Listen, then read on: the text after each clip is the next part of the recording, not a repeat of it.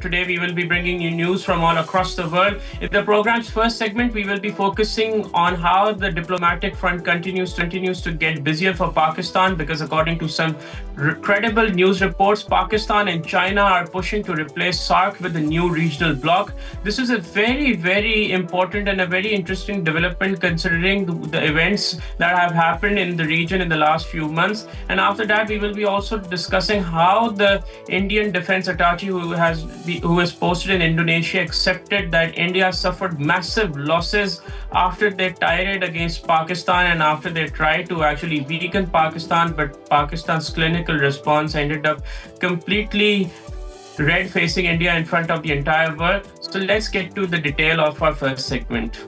Tonight, we turn to a major diplomatic shift in South Asia, one that could actually redraw the region's power map.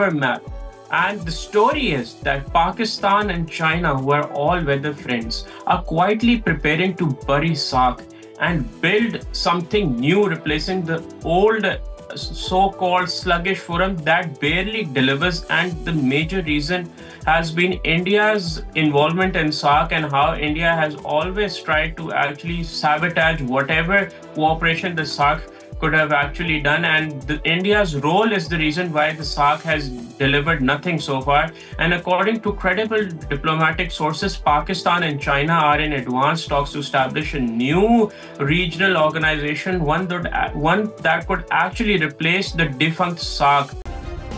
Subscribe करें और bell दबाएं ताकि कोई खबर रह न जाए।